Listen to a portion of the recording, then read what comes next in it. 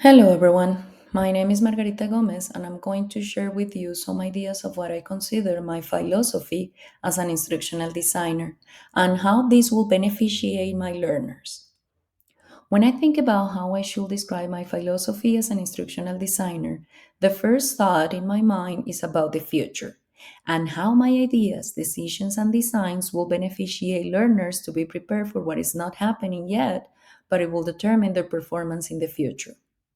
In addition, the experiences that I will offer to the learners should have a strong foundation upon critical thinking, creativity, communication, collaboration, and citizenship, using as a medium relevant experiences and the use of technological tools. Sahin describes how the 21st century learners need to work beyond the core subject where they will use their knowledge and skills in real life situations. The first goal I consider important as an instructional designer has to do with the analysis of different factors for the creation of effective and efficient learning experiences. The objectives for this goal will be to focus on investigating my target audience, such as learning styles, special needs, technological skills, etc. And then, as a second objective, I will analyze the learning environments where the learning experiences will take place. The second goal is the design of relevant learning experiences using as a framework instructional design models and learning theories that best suit the learner needs. The objectives for this goal will be to focus on deciding the learning theory that best suit the learner's needs and determine the instructional design model that encompasses the learning theory chosen.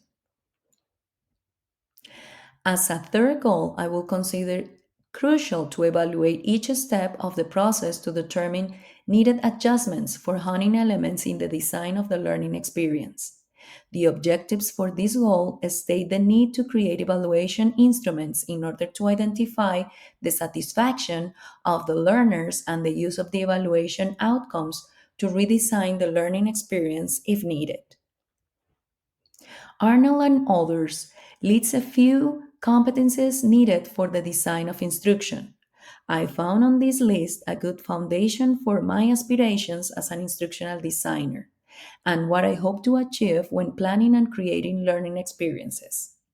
The first aspect is collaboration, as explained by Arnold and others, is a skill required in order to design learning experiences. The second one is communication. This one is one of the most important competencies since this could define the success of an instructional design. The next competence is theoretical knowledge. This is used to assist in the solution of instructional problems during the elaboration of projects. The next one is problem solving. Kenny and others describe an instructional designer as a person who needs to identify solutions to myriad instructional design problems. Finally, course design, which is the main competence of an instructional designer, includes analysis, planning, creation of goals, and learning objectives, evaluations, and more.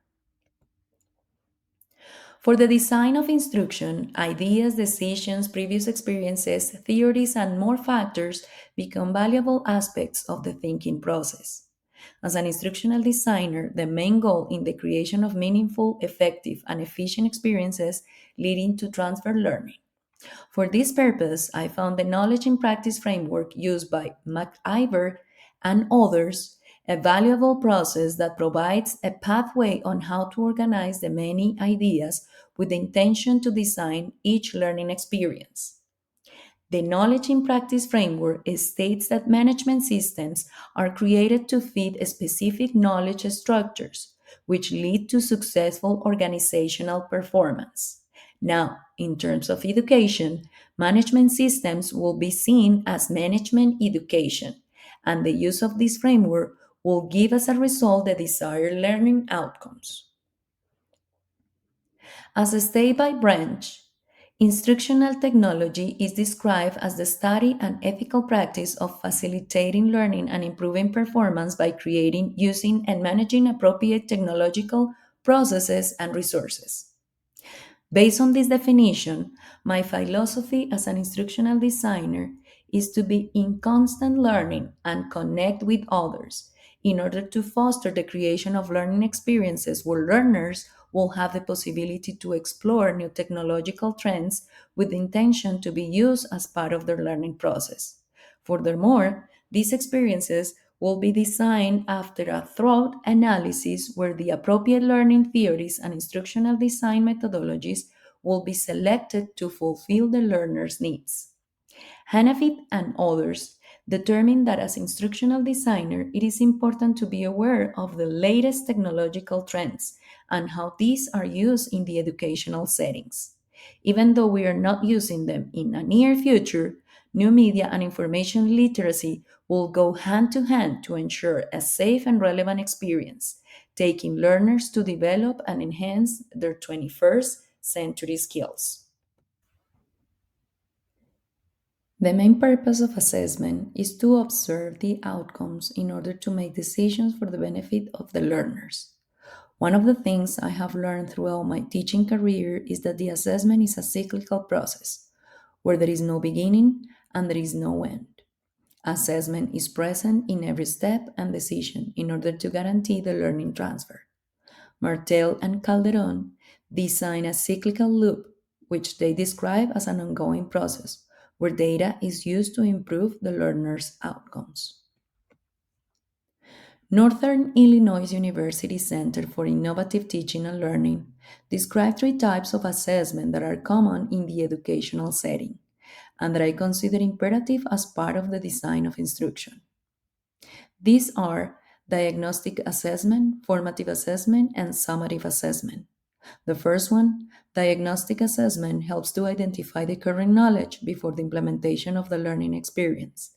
The second is a formative assessment, which takes place during the implementation of the learning experience and aims to provide feedback and data to determine how the learners are doing during this experience. And the third one is summative, which takes place at the end of the learning experience, allowing the instructor to determine if the learners achieve the learning goals. As a teacher, I know that I need to be in constant learning. The same is for instructional designers. The success of the learners that I serve depends on the ideas and beliefs I adopt to be expressed through the design of a learning experience. It is crucial for me to stay up to date in educational theories, since the target audience, no matter the age, need to be prepared for future challenges. In addition, this society is evolving around technology. This forced me to maintain an eye onto the new technological tools, learning how to use them in an effective manner and developing opportunities for my learners to understand them as well. The feedback process will be a crucial element to improve my practice. This will determine my new decisions on how to design and implement an experience. I must provide the opportunities for my learners to evaluate my product. Without this, it's impossible to consider my improvement as an instructional designer. Similarly, my participation in professional organization, programs, courses, and more will allow me to connect with other instructors in order to share best practices that will serve as an standpoint of where my practice needs to be directed if needed. Eastman states how the different steps in the instructional design process are intertwined with each other. For example, the goals and objectives need to be written in a proper manner. Otherwise, the next steps will have inconsistencies during the process. It is in here where thinking about the future and fostering 21st century skills in learners is paramount for success and the creation of effective learning objectives. Motivation is a key aspect when the design and analysis are carefully considered and executed. As a teacher and now as an instructional designer, it is my belief that my own professional growth will beneficiate my learners. Networking and connectivity will be crucial to maintain my practices up to date. For the creation of learning experiences and exploring new technological tools will keep my teaching practices in the forefront. Thank you.